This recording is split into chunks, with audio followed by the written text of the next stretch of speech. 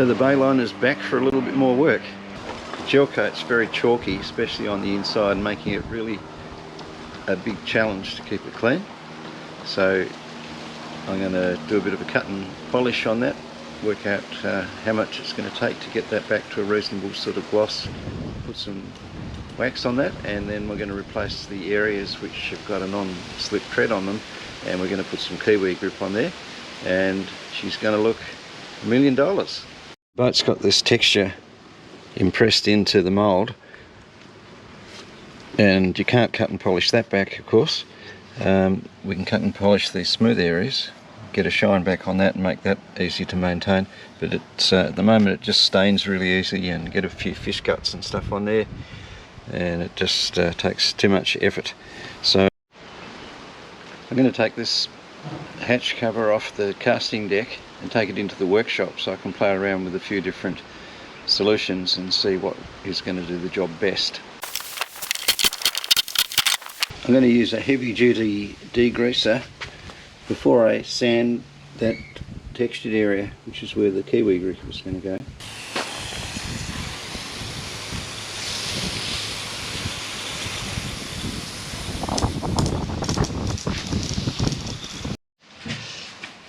Okay, so the surface is quite chalky and difficult to maintain, so every little bit of blood and guts from those amazing tuna that the owner catches goes into this is really difficult to scrub off, so he's got to use a hull cleaner every time.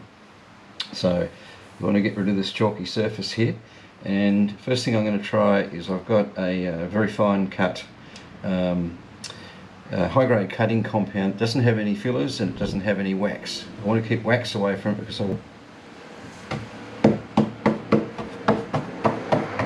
the question is, this cutting compound heavy enough cut to get rid of that chalkiness?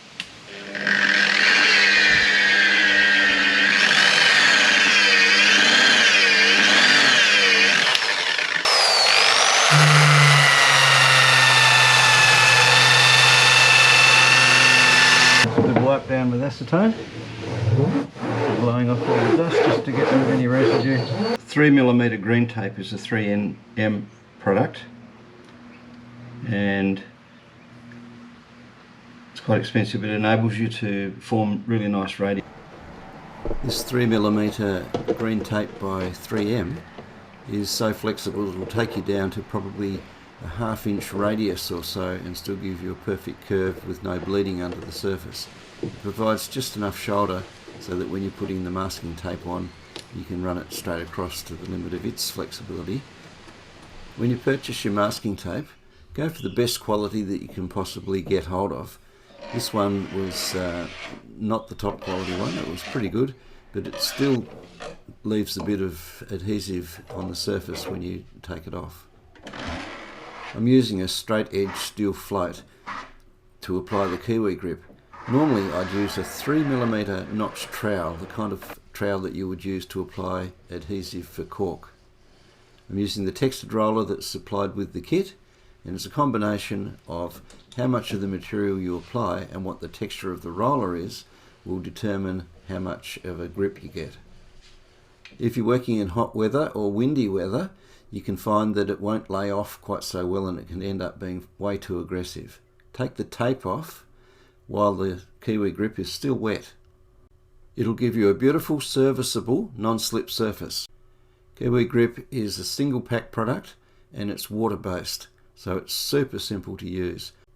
You'll need to experiment a bit to get the right balance between grip and serviceability.